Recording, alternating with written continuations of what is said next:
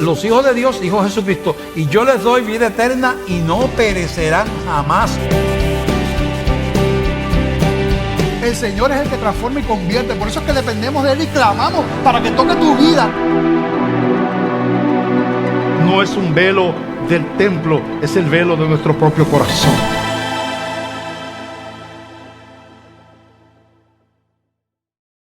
Las primicias son para mi Dios, para Él todo lo bueno. La primera sonrisa del día es para mi Cristo.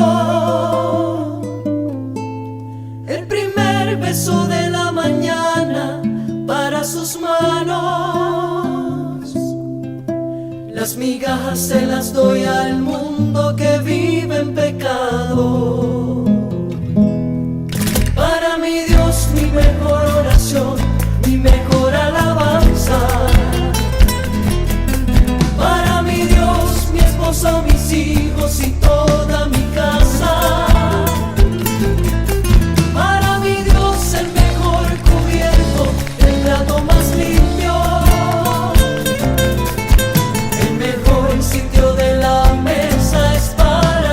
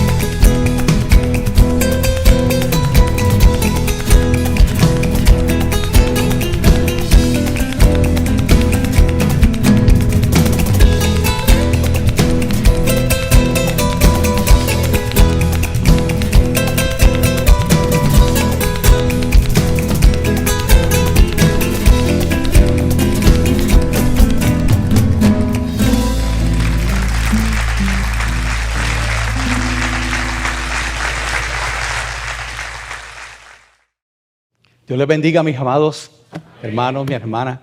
Qué gozo estar nuevamente aquí, en esta iglesia donde crecí hace muchos años, ¿verdad?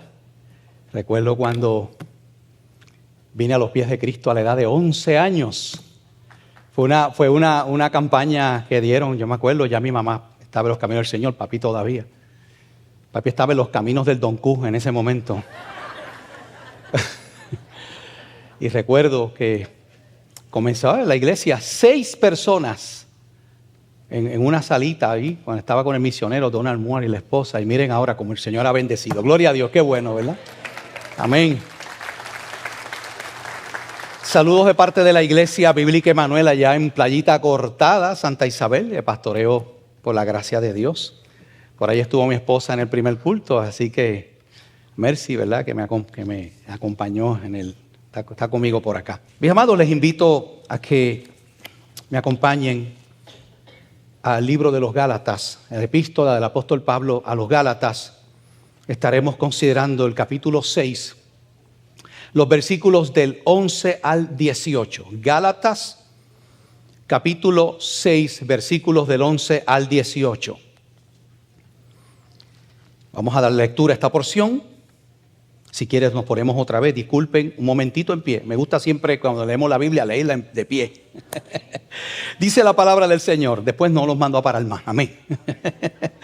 Dice Gálatas 6 del 11 al 18. Mirad con cuán grandes letras os escribo de mi propia mano. Todos los que quieren agradar en la carne, esto os obligan a que os circuncidéis, solamente para no padecer persecución a causa de la cruz de Cristo. Porque ni aun los mismos que se circuncidan guardan la ley, pero quieren que vosotros os circuncidéis para gloriarse en vuestra carne. Pero lejos esté de mí gloriarme, sino en la cruz de nuestro Señor Jesucristo, por quien el mundo me es crucificado a mí y yo al mundo. Porque en Cristo Jesús ni la circuncisión vale nada, ni la incircuncisión, sino una nueva creación. Y a todos los que anden conforme a esta regla, paz y misericordia sea a ellos y al Israel de Dios.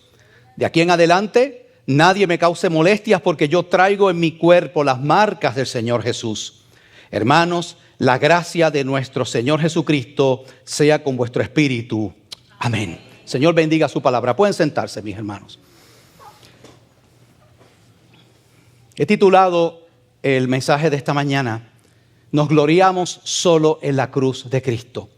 Y esta porción que acabamos de leer, mis hermanos, sin duda es una porción bastante conocida por muchos de nosotros. Pero siempre me gusta, ¿verdad?, poder ver el contexto en el cual el apóstol Pablo habla estas palabras ya al final de esta maravillosa epístola a los Gálatas. Y si nosotros vemos este libro, ¿con qué propósito el apóstol Pablo escribió la epístola, la carta a los Gálatas? Primero, se llama los Gálatas no porque hay una ciudad que se llama Galacia, porque Galacia no era una ciudad, era una provincia romana, era una región donde habían varias ciudades importantes, donde el apóstol Pablo, allí en uno de sus viajes misioneros, levantó varias iglesias en esa región. Y como solía hacer el apóstol Pablo, estuvo un tiempo, discipuló personas, preparó líderes, se levantaron estas iglesias luego de predicar el evangelio y almas venir a los pies de Jesucristo. Y luego Pablo continuó su trayecto, su viaje, llevando el evangelio a lugares donde Cristo nunca había sido predicado. Pero el problema, mis hermanos, sucedió más tarde, luego de la partida del apóstol Pablo y el equipo que había estado con él. Lamentablemente penetró dentro de esta región un movimiento de personas que empezaron a enseñaban que aunque había que convertirse a Cristo, era importante venir a Cristo, pero la fe en Cristo por sí sola no era suficiente para que una persona fuera salva, sino que además de creer en Cristo, tú tenías que cumplir con ciertas demandas y ciertos requisitos de la ley de Moisés, entre ellas la circuncisión, el guardar el Shabbat, el sábado, el no comer ciertos alimentos, etcétera, etcétera. Así que el apóstol Pablo, esta carta, de hecho, usted lee la carta de los Gálatas y es una carta bastante fuerte, bien confrontativa, porque Pablo está indignado, le dice a estos hermanos: estoy maravillado de que tan pronto os hayáis alejado del que os llamó por la gracia para seguir a Jesús, para ustedes seguir un evangelio diferente. No que haya otro, decía Pablo, sino que hay algunos que os perturban y quieren pervertir el evangelio de Cristo. Pero si alguno de nosotros o un ángel del cielo os anunciara un evangelio diferente del que habéis recibido, sea anatema. Es una carta, mis hermanos, de confrontación. Pablo está alertando a este grupo de iglesias acerca de estas enseñanzas falsas, mis hermanos. Así que Pablo ahora, en este último capítulo, capítulo 6, la porción que acabamos de leer, Pablo está cerrando todo lo que él ha estado trayendo. Y Pablo se va a enfocar para hacerle ver a estos hermanos de la región de Galacia qué es lo importante realmente en la vida cristiana. Cómo no nos debemos desenfocar, no nos debemos desviar a otras cosas que nos alejan de lo que es la esencia del evangelio de Cristo. Mi hermano, si hay algo que nosotros tenemos que entender y es sumamente importante, y yo sé que en esta iglesia se enseña y se enfatiza eso, es que el filtro por el cual usted tiene que pasar todo lo que usted escucha y usted vea por ahí, tiene que ser por el filtro de la bendita palabra de Dios. Si alguien, mi hermano, aunque venga con milagros y maravillas, sepa que Satanás también tiene poder y hace milagros y maravillas. Si alguien viene con algo que no vaya de acuerdo con la enseñanza de la Escritura, el apóstol Pablo es bien claro: sea maldito, sea anatema. Así que Pablo en esta porción está recapitulando, está cerrando lo que él ha venido enseñando, mis hermanos. Y va a mencionar cuál es el tema principal de esta epístola y va a recordarles de nuevo qué es lo que es importante y en qué debemos enfocarnos. Mis hermanos, pero cuando yo leo esta porción de la Escritura y analizo las cosas que estamos viendo en estos tiempos, es sorprendente ver, mis hermanos, cómo todavía y mucho más en este tiempo hay un montón de cosas que están desenfocando y desviando a los cristianos de lo que debe ser el objetivo y la meta principal de nuestra fe. Así como en los tiempos de Pablo, los cristianos tuvieron que batallar, y cuando uno mira qué tipo de situaciones enfrentaron aquellos primeros cristianos, ellos se enfrentaron, mis hermanos, a toda una cultura anticristiana. Era el mundo grecorromano. La iglesia del primer siglo se enfrentó a todo un sistema cultural, un sistema religioso totalmente opuesto a los principios del evangelio. Era una cultura materialista, era una sociedad sumergida en la idolatría. Pero mis hermanos, hoy día nosotros nos seguimos enfrentando al mismo escenario. Los dioses que hoy día el mundo adora han cambiado, pero el panorama que enfrentamos los cristianos en este tiempo sigue siendo esencialmente el mismo. Por un lado, mis hermanos, nos enfrentamos a las enseñanzas de un cristianismo actual que ha sido distorsionado. Un cristianismo que ha sido contaminado y adulterado con montones de doctrinas y enseñanzas que no van de acuerdo con la verdad del evangelio bíblico. Pero no solamente eso, también tú y yo estamos en medio de una sociedad, de una cultura, mis hermanos, donde este mundo secular está plagado de filosofías, ideas y conceptos que también son diametralmente opuestos a los principios del evangelio en el cual nosotros hemos creído. Acerca de esto, el apóstol Pablo le advirtió a los cristianos de Colosas. En Colosenses capítulo 2, versículo 8, tal vez usted ha escuchado este pasaje. Colosenses 2:8 dice: mirad que nadie os engañe por medio de filosofías y huecas sutilezas, según las tradiciones de los hombres, conforme a los rudimentos del mundo, pero no según Cristo. Pastor, ¿y qué quiere decir esto? Mis hermanos, es que estamos en medio de una sociedad y un mundo secular que quiere empujarnos a que nosotros sigamos sus criterios, nosotros sigamos sus ideas. El mundo quiere decirnos a los cristianos hoy día cómo criar y educar a nuestros hijos. El mundo pretende decirnos a los cristianos cómo manejar nuestra identidad sexual, cómo debe ser la relación matrimonial, cómo manejar nuestras finanzas. Más aún, el mundo secular en que vivimos pretende decirnos cómo debemos hablar y hasta de qué manera debemos vestirnos. Y cada una, mis hermanos y mis hermanas, cada una de estas cosas que el mundo quiere empujarnos a hacer están impregnadas de su filosofía, sus ideas y su mentalidad.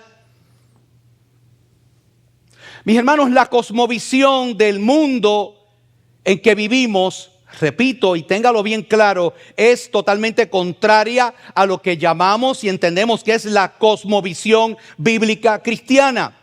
Y cuando hablo de una cosmovisión, me refiero a la manera en que nosotros vemos e interpretamos la realidad que nos rodea. Pero no solamente el apóstol Pablo, mis hermanos, como vemos, habló acerca del peligro de los criterios, las ideas y las huecas sutilezas y filosofías del mundo secular en que nosotros vivimos. También, como hemos visto, el apóstol Pablo habló acerca de las corrientes falsas que surgen del mismo interior, del mismo seno de la iglesia cristiana. Mis amados hermanos, es verdaderamente triste el uno ver, es preocupante ver cómo se ha distorsionado y adulterado el evangelio de Cristo con un montón de doctrinas y enseñanzas que no van de acuerdo con la palabra de Dios. Y yo sé que en esta iglesia, y yo sé que yo lo hago también como pastor, alertamos y hablamos acerca de estas cosas. Por eso es tan importante y por eso aquí se da tanto énfasis a que usted venga al instituto, usted se prepare, mi hermano y mi hermana, porque un cristiano que está firmemente arraigado a la verdad de la palabra de Dios no va a ser arrastrado, no va a ser llevado por doquiera de todo viento de doctrina y estratagemas de hombre que para engañar emplean con astucia las artimañas del error. Gloria a Dios por eso. Y usted aproveche eso, mi hermano y mi hermana. Pero aquí en esta iglesia se ha hecho y se hace, porque yo lo he escuchado, y yo también. Mis hermanos, hemos señalado muchas de esas falsedades, como lo es las falsas enseñanzas de la llamada doctrina de la prosperidad y la confesión positiva. Una doctrina, mis hermanos, que pretende hacer del Dios soberano un sirviente de nuestros caprichos y deseos. ¿Usted no ha escuchado cómo oran por ahí algunos cristianos? ¿Usted no ha escuchado con qué osadía algunos se atreven a referirse a Dios y a darle órdenes a Dios como si fuese un sirviente de ellos? Ya no se ora diciendo, Señor, sea hecha tu voluntad, como en el cielo, así también en la tierra. Jesús nos enseñó a orar de esa manera. Sino que ahora le dicen a Jesús, porque yo declaro, porque yo ordeno, porque yo decreto. Hace un tiempo atrás, una conocida intérprete, cantante de música sacra, Christine de Clario, y eso salió en un video. Cuando el cantante Julio Melgar estaba ya en sus últimas etapas avanzadas del cáncer, ella hizo una oración, orando, y eso está bien, oró por la sanidad física, pues nosotros creemos que Cristo tiene poder para sanar. Pero ella le dijo luego, Señor, te declaramos la sanidad de Julio Melgar y no aceptaremos de tu parte un no como respuesta. ¡Wow! ¿Cómo puede uno hablarle a Dios? O sea, en otras palabras, no te atrevas, Dios, a decirme que no a esta oración.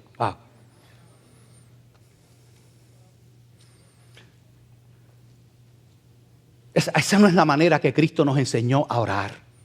Dios es el soberano y nosotros nos sometemos a su voluntad. Y creemos que siempre la voluntad de Dios será mejor que la nuestra.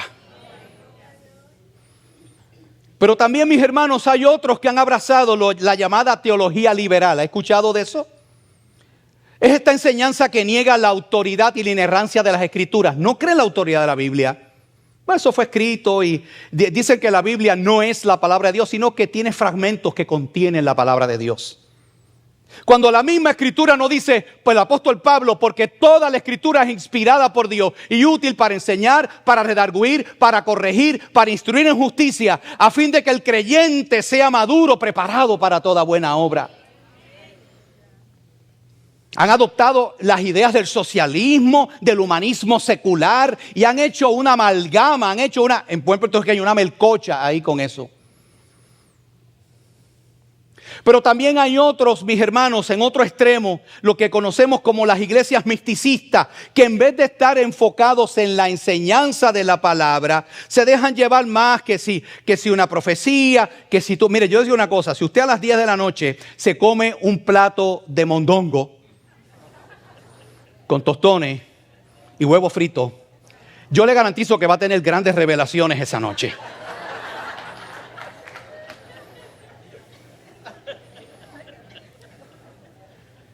Mis hermanos, nosotros creemos que Dios habla, creemos en el Espíritu Santo, pero creemos, y recalco eso, que la palabra está por encima de todo. El apóstol Pedro dijo, porque tenemos la palabra profética más segura, a la cual hacéis bien en estar atentos como antorcha que alumbra el lugar oscuro. Y en los tiempos de Pablo surgieron el movimiento de los judaizantes, que ya les hablé. Pero ¿saben qué, mis hermanos? Todavía la secta judaizante está vigente en nuestro tiempo. ¿Y sabe por qué lo sabemos?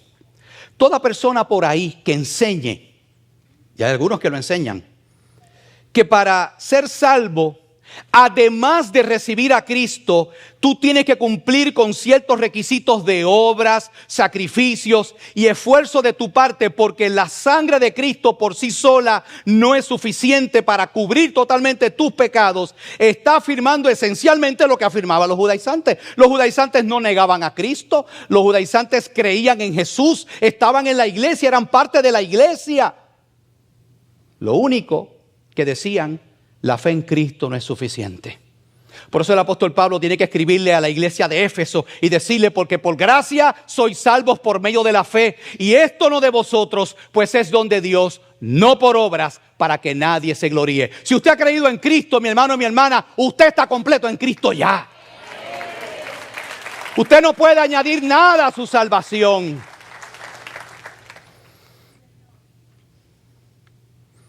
Y Pablo le está hablando a esta iglesia, a estas iglesias de Galacia, y le está diciendo, miren hermanos, estas personas que quieren obligarlos a ustedes a cumplir con todos estos requisitos de obras y santidad, dice que para ser salvos, ellos mismos no cumplen esos requisitos. ¿Por qué Pablo dice eso? Para que usted entienda, mi hermano y mi hermana, ¿cuál es el propósito por el cual Dios reveló la ley en el Antiguo Testamento?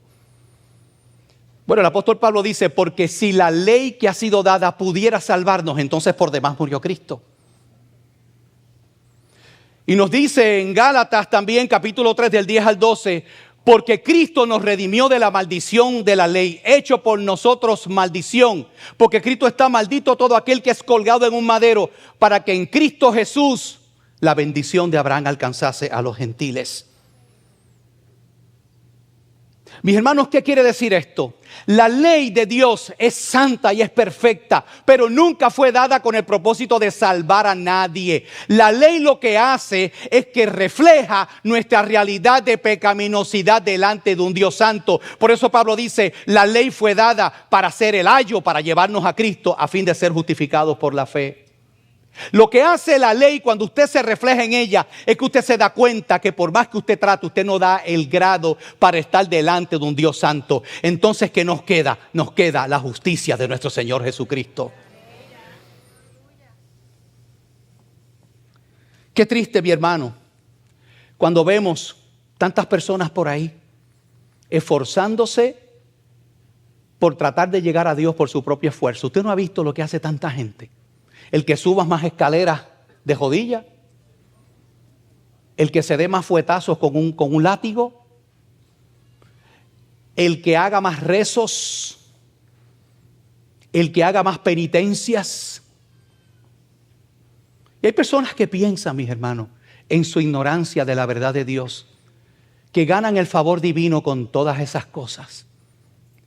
¿Usted cree que si usted pudiera salvarse por su esfuerzo, Cristo hubiera pasado por lo que pasó? Cristo vino a morir por nosotros porque no hay otra manera de nosotros ser salvos. Hay personas, mis hermanos, y de hecho muchas personas hacen estas cosas escúcheme bien, ni siquiera buscando la gloria de Dios, sino la gloria de sí mismos. Eso ocurre, mis hermanos. No buscando que Dios sea exaltado, sino buscando reputación. Hay personas que se jactan de su gran religiosidad y de su pedigrí religioso y los méritos que ellos han acumulado. Busca la admiración de los demás. Pero ¿sabe lo que dice la Escritura? Que toda obra que nosotros hacemos que no está hecha sobre el fundamento de Cristo, para la gloria de Cristo, es como madera, heno y hojarasca. Se quemará en el día del juicio. No habrá recompensa, porque Dios únicamente recompensa lo que nosotros hacemos para la gloria de Él y por amor a Él. Y cada uno de nosotros, mis hermanos, mire, y déjeme decir una cosa, quizá usted dice, ay, esa gente que hace esas cosas, pero evaluémonos nosotros mismos. Tú y yo tenemos que evaluarnos lo que estamos haciendo para el Señor, las cosas, los que están aquí en los ministerios. ¿Cuántas personas tienen ministerio en esta iglesia? Levante la mano, ¿cuánto? Amén. ¿Lo haces para la gloria de Dios? ¿Lo haces por amor a Cristo? Porque cada uno dará cuenta de sí mismo, dice la palabra.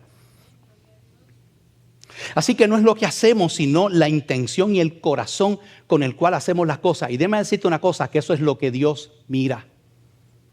Dios mira el corazón. A veces nos podemos impresionar con las personas.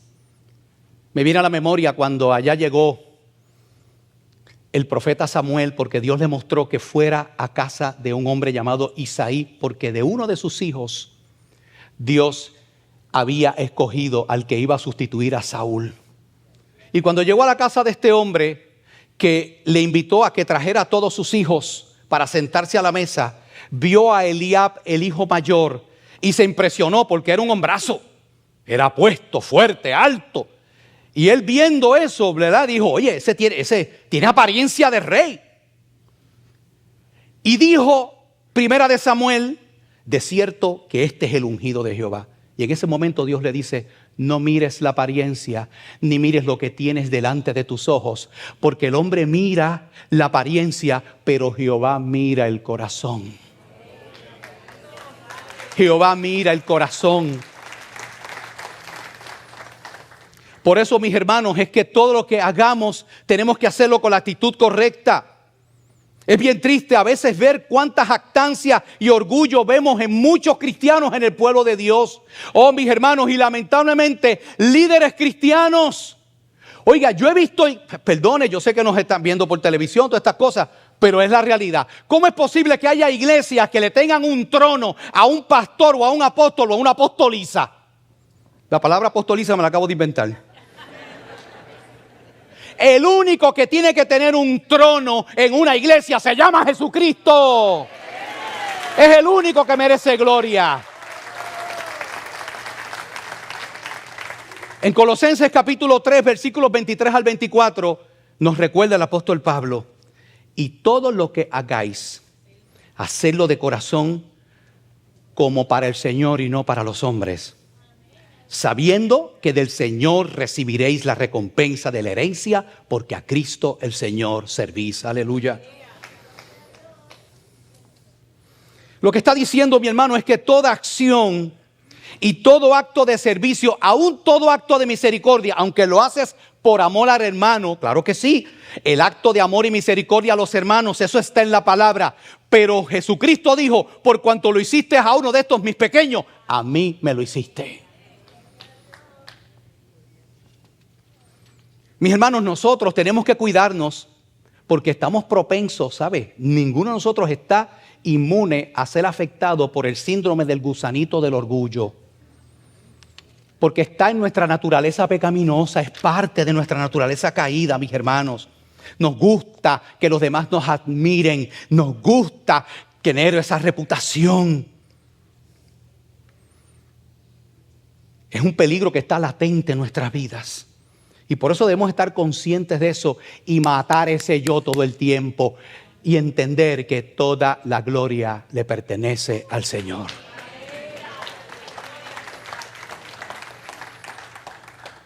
Y ahora en Gálatas capítulo 6, versículo 14, el apóstol Pablo hace esta declaración, mis hermanos. Uno de los versículos quizás más conocidos de las expresiones del apóstol Pablo, citado en sus epístolas. Pablo dice: pero lejos esté de mí gloriarme, sino en la cruz de nuestro Señor Jesucristo, por quien el mundo me es crucificado a mí y yo al mundo. Qué aseveración, mis hermanos, más maravillosa y contundente. Pero te pregunto, ¿entiendes tú lo que quiere decir? Lo que quiso decir el apóstol Pablo con estas palabras. ¿Entendemos las implicaciones de esta aseveración? ¿Qué quiso decir Pablo con eso de gloriarse en la cruz de Cristo? Para empezar, el apóstol Pablo no está hablando del símbolo de la cruz. No es que ahora te vas a guindar una cruz en el cuello para sentirse orgullosa de la tremenda cruz que tienes ahí colgando. Pablo no está hablando de eso.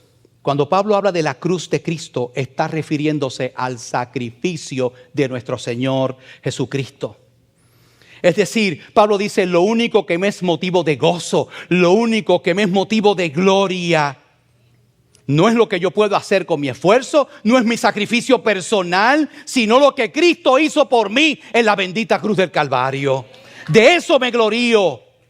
Y por eso el apóstol Pablo dice en Filipenses capítulo 3, versículo 3, Filipenses 3:3, porque nosotros somos la circuncisión, los que en espíritu servimos a Dios y nos gloriamos en Cristo Jesús, no teniendo confianza en la carne, no confiando en nuestro esfuerzo, en nuestros méritos, es lo que quiere decir eso. Así que cuando el apóstol Pablo dice: porque me glorío en la cruz de Cristo, mis hermanos, no quiere decir que él se está jactando, se está enorgulleciendo. Y la razón es porque cuando miramos la cruz de Cristo, ¿de qué nos podemos gloriar nosotros? ¿Qué gloria podemos tener nosotros si nosotros no aportamos nada? Todo ese sacrificio lo aportó la gracia y la misericordia de nuestro Señor Jesucristo. Porque nosotros estábamos muertos en delitos y pecados, dice la palabra de Dios. Mis hermanos, por eso es que hay gente que no le gusta este evangelio y lo rechazan. Porque cuando tú entiendes las implicaciones de la cruz de Cristo, eso le quita todo mérito y motivo de gloria al ser humano. Pablo decía: ¿dónde pues está la jactancia? Queda excluida. Realmente la cruz lo que nos muestra, mis hermanos, es que como seres humanos todos somos pecadores, tú y yo. Todos somos merecedores de la condenación eterna. La cruz destroza totalmente toda arrogancia y jactancia del ser humano delante de un Dios santo y perfecto. Por eso cuando Pablo dice: me glorío en la cruz de Cristo, está hablando de ese sacrificio. Está hablando de lo que Cristo hizo por él y por cada uno de nosotros. Pero como les dije, mis hermanos, hay quienes no les resulta atractivo esto. Ahí en 1 Corintios 1:18, 1 Corintios capítulo 1, versículo 18, dice: porque la palabra de la cruz es locura a los que se pierden, pero aquellos que son salvos, esto es a nosotros, es poder de Dios. Mis hermanos, para el mundo, para los incrédulos, para aquellas personas que no conocen a Dios, ¿sabes qué? La cruz es motivo de vergüenza. El mundo ve el evangelio de la cruz, como dice el apóstol Pablo, como locura, como cosa de personas necias y locas. Yo te pregunto, quiero preguntar en esta mañana, ¿cuántos de ustedes se han burlado, sus amistades y sus conocidos, porque ustedes le sirven a Cristo? Levanten la mano. ¿Cuántos le han dicho pastorcito? Mira este pastorcito. Este aleluyita, ¿no le han dicho aleluyita? Claro. Y había veces, mi hermano, les confieso que esto a veces me molesta. Usted nunca le ha dicho: tú estás cogiendo la religión demasiado a pecho. ¿Nunca le han dicho eso? Entonces yo digo: pero ven acá. Tú puedes coger los deportes a pecho. Puedes coger la política a pecho. Puedes coger... pero no puedo coger las cosas. Pues mira, sí cojo las cosas de mi Dios a pecho. Porque yo sé que vale la pena invertir mi vida en Jesucristo. Vale la pena.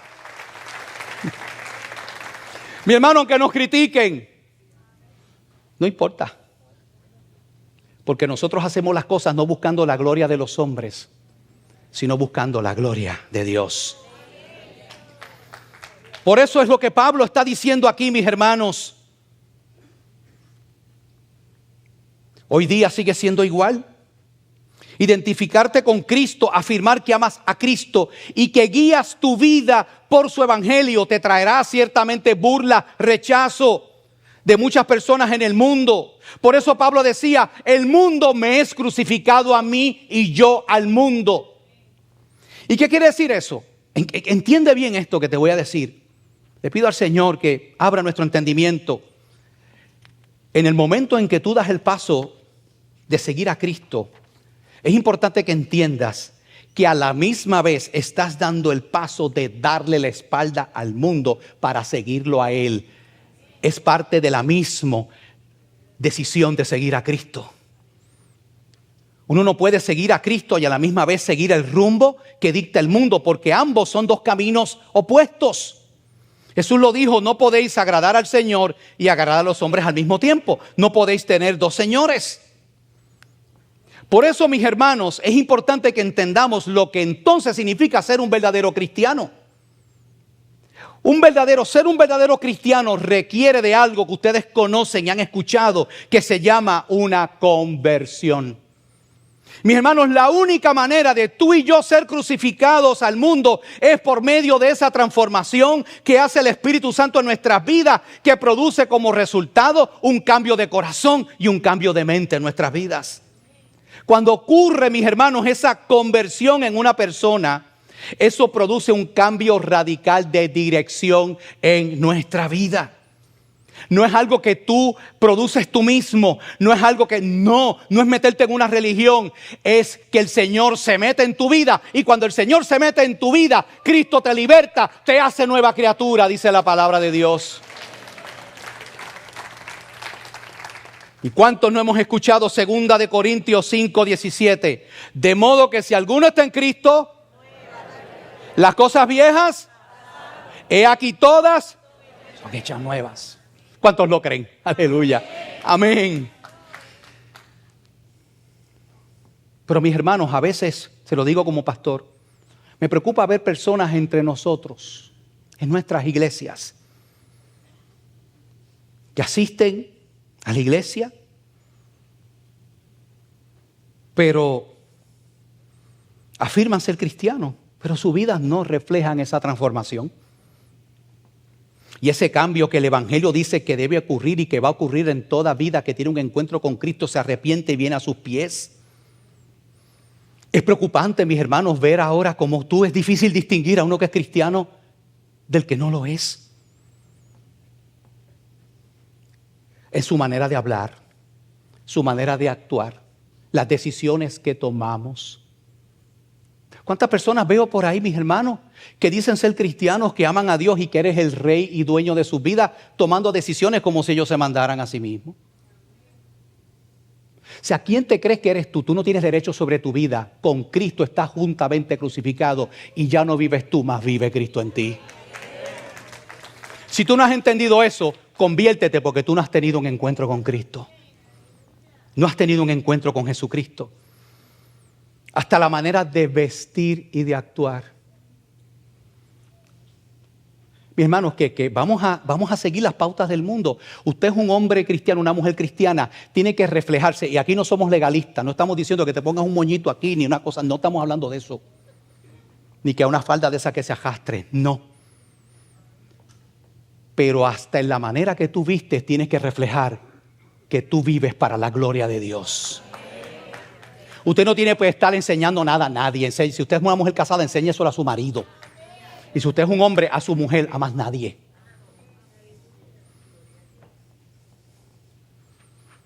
Mis hermanos, tengamos cuidado, porque la seducción del mundo es fuerte. Y no estoy diciendo, mis hermanos, que vamos a ser salvos por las obras, no, pero si Cristo está en ti, eso tiene que reflejarse en tu vida. Yo sé que este tipo de mensaje, mis hermanos, ya no se escucha mucho en los púlpitos de este tiempo. Algunos predicadores modernos han modificado y alterado el mensaje de la cruz, supuestamente para hacerlo más atractivo a lo que el mundo piensa. ¿Y cuántos por ahí prefieren predicar y hablar de lo que la gente quiere escuchar, pero no la palabra de Dios? Aquí en esta iglesia y este pastor y su pastor, y Joel y mi papá, me consta que van a hablar aquí, hemos hablado aquí, no lo que usted quiere escuchar, es lo que Dios dice por medio de su palabra. Porque no me avergüenzo del evangelio, porque es poder de Dios. Eso es una manera de avergonzarse del evangelio. El evangelio no necesita que usted lo ayude, es poder de Dios.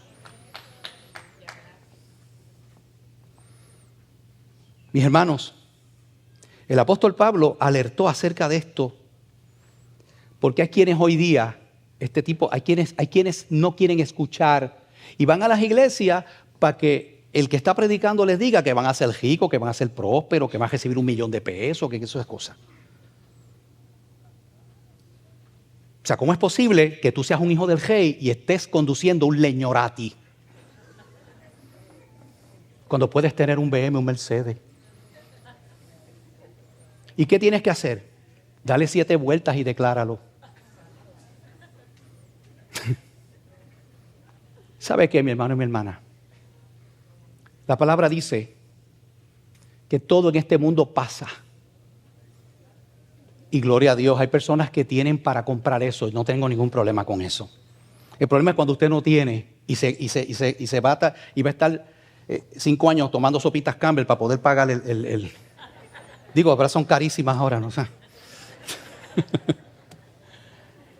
No estoy hablando, mis hermanos, porque gloria a Dios, también creemos que Dios en su gracia le permite que personas tengan abundancia material, pero cuando Dios permite que usted tenga abundancia material es para que usted bendiga a otras personas también. No es para usted. Dijo el apóstol Pablo, sean vuestras costumbres sin avaricia, contentos con lo que tenéis ahora. Yo di gracias a Dios por lo que tengo. Porque teniendo sustento y abrigo, estemos contentos con eso. Dios quiere darme más, pues gloria a Dios. Si no, ¿qué dijo el apóstol Pablo? He aprendido a contentarme cualquiera sea mi situación. Sé tener abundancia, sé tener escasez, en todo he aprendido y ha sido enseñado, porque todo lo puedo en Cristo que me fortalece. Ese es el evangelio que hay que predicar, mis amados. Pablo dijo en Filipenses 3, 18 al 19, habló de los enemigos de la cruz de Cristo. ¿Usted sabe que hay enemigos de la cruz de Cristo? Porque por ahí andan muchos, mira lo que dice el apóstol Pablo, por ahí andan muchos, de los cuales os dije muchas veces y ahora lo digo llorando.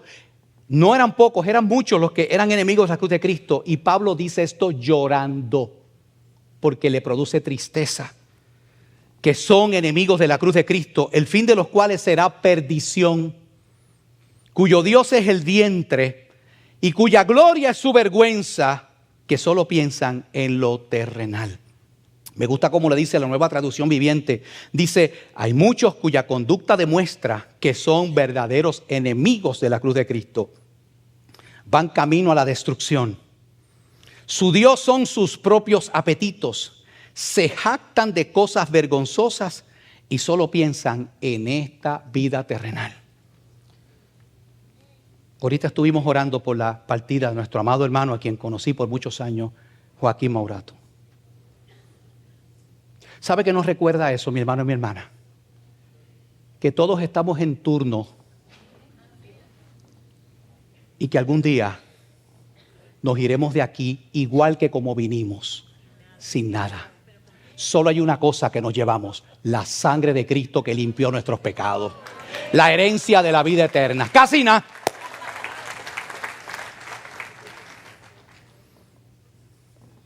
Usted va al antiguo Egipto, usted va a las tumbas de los monarcas y príncipes de pueblos que ya no existen, y aquellas que no han sido saqueadas, porque hay saqueadores que vaciaban esas tumbas. Usted puede encontrar los tesoros con que fueron enterrados estos grandes reyes y monarcas de la antigüedad. Porque supuestamente eso era para la otra vida. Todos sus tesoros, sus riquezas, sus carruajes. Pero no vaya tan lejos. Aquí hay gente que lo han entejado con tu motora. ¿Usted ha visto eso? O sea, el tipo que va para allá, para el cielo, que monta una motora.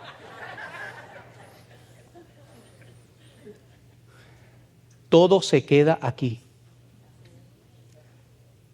Hay solo una cosa que perdura para siempre y es lo que Cristo hace por nosotros.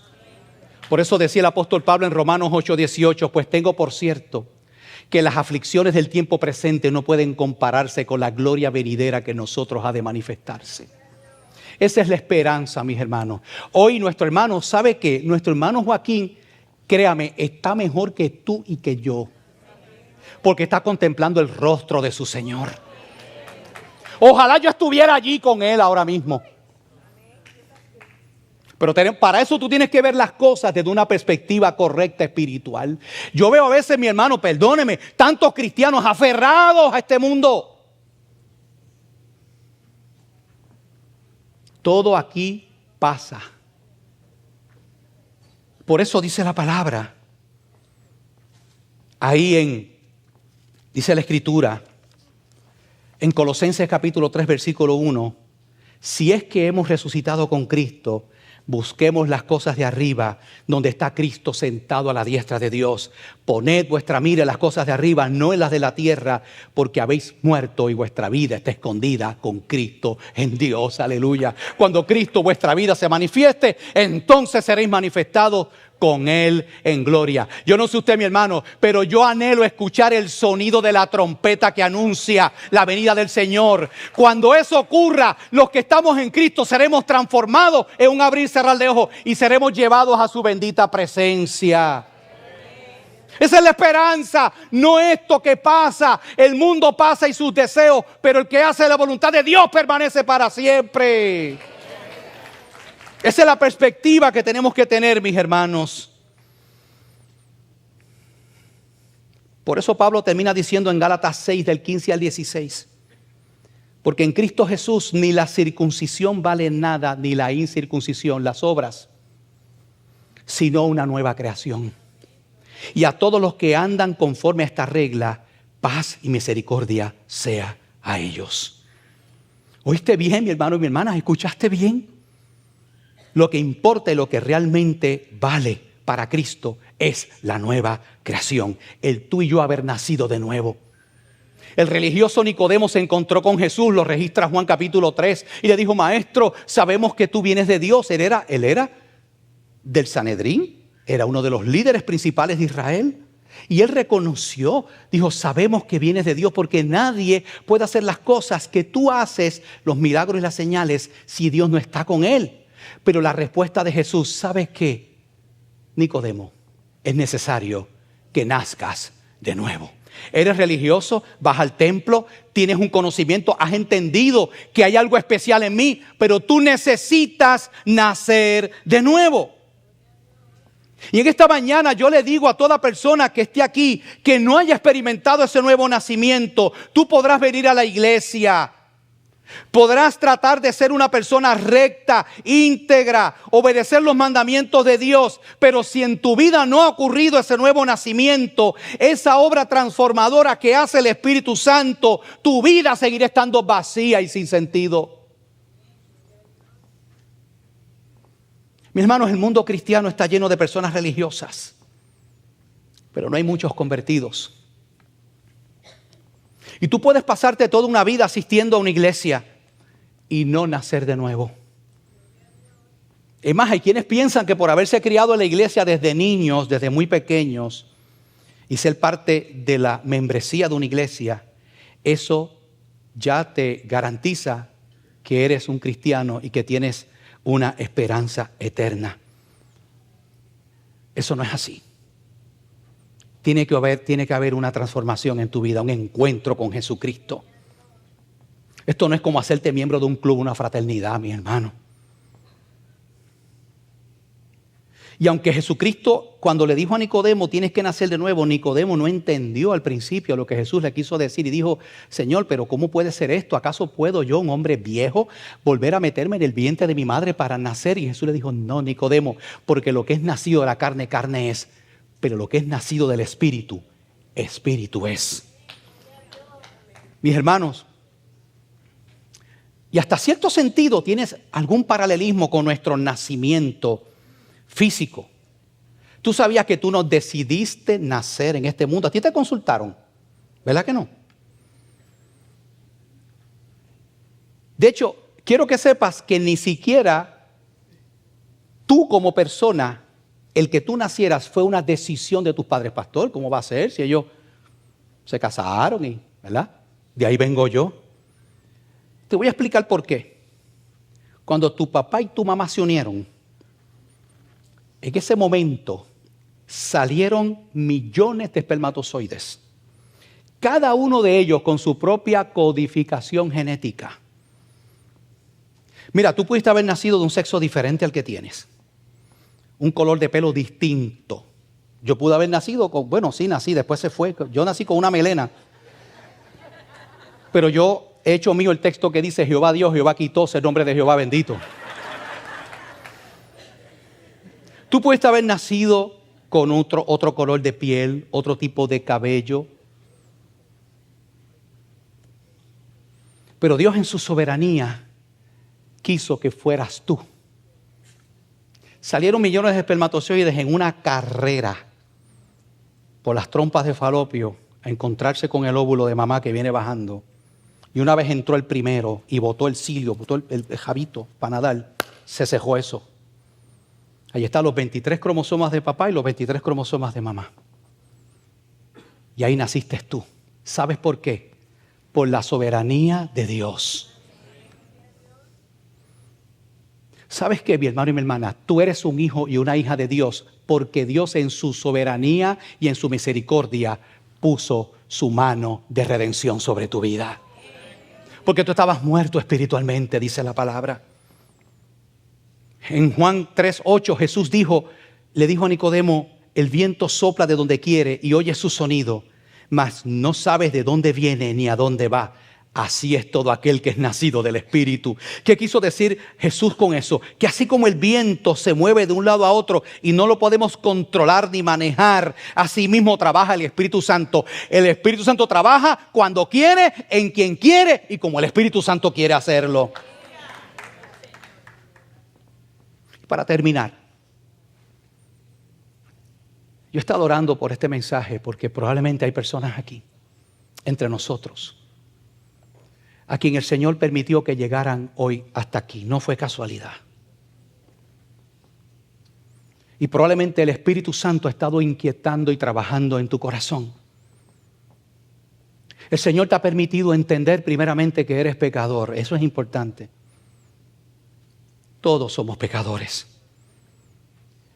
Y que algún día tendrás que darle cuenta a un Dios totalmente santo y perfecto. Pero ese Dios en su gran amor y misericordia envió a su Hijo unigénito para que todo aquel que en Él cree no se pierda, mas tenga vida eterna. Ese Jesús que dijo, yo soy el camino, la verdad y la vida, y nadie viene al Padre si no es por mí. Él se ofreció a sí mismo por nosotros. Y la palabra dice que todo aquel que le recibe, todo aquel que cree en Él, es perdonado y obtiene el regalo de la vida eterna. No es por obras como algunos afirman, ya hemos explicado eso a la saciedad. Es por los méritos de Cristo, no por los nuestros. Y tal vez tú has entendido eso en esta mañana. Y yo quiero que nos tomemos unos minutitos y todos inclinemos nuestro rostro en este momento. Y estemos en comunión, mis hermanos, e intercediendo. Porque le estamos pidiendo al Señor que obre un milagro en los corazones.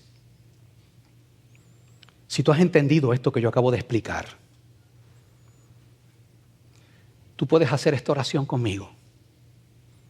Puedes hacerla, ahí donde estás. No te voy a pedir que te levantes de ahí, quédate ahí.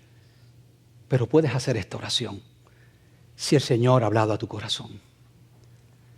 Señor Jesús, he entendido que soy pecador o pecadora. Creo que moriste en la cruz para llevar mis pecados y que solo tú puedes lavar mi maldad y mis pecados con tu sangre. Creo que resucitaste de entre los muertos al tercer día Y hoy te entrego mi vida. Hoy, Señor, doy el paso de recibirte como mi Señor y mi Salvador. Yo quiero ese regalo de la vida eterna que solo tú puedes dar. Asimismo, mis hermanos, por favor, si hay alguien aquí en medio nuestro que ha hecho de corazón esta oración, ahí donde estás, levanta tu mano para gozarnos y darle gracias a Dios por lo que Dios ha hecho en tu vida. ¿Habrá alguien? Habrá alguien. Dios bendiga a esta persona que está por aquí, a esta dama que está por aquí. ¿Hay alguien más? ¿Hay alguien más? Allá, por acá, ¿hay alguien más? ¿Alguna otra vida? ¿Alguna otra persona? Déjame ver, ¿hay alguien más? Por allí, hay un caballero por allí, en el palco central allá arriba. Puedes bajar tu mano, Dios te bendiga. ¿Alguien más? ¿Dónde? Por allá. Es que en mi iglesia es nada más que de frente porque están ahí. Aquí tengo que tener visión periferal, mis hermanos. ¿Alguien más? ¿Alguien más? ¿Alguien más?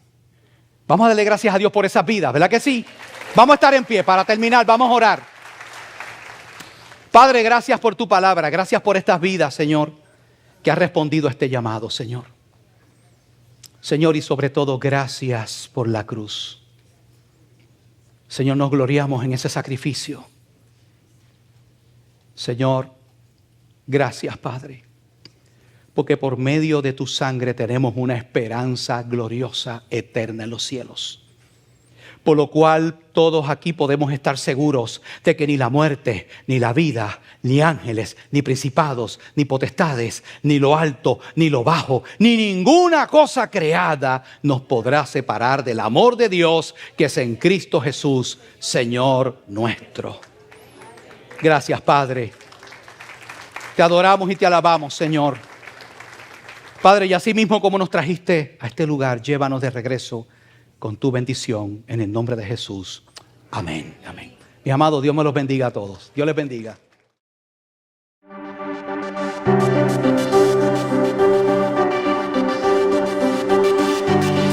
Los hijos de Dios, dijo Jesucristo, y yo les doy vida eterna y no perecerán jamás. El Señor es el que transforma y convierte. Por eso es que dependemos de Él y clamamos para que toque tu vida.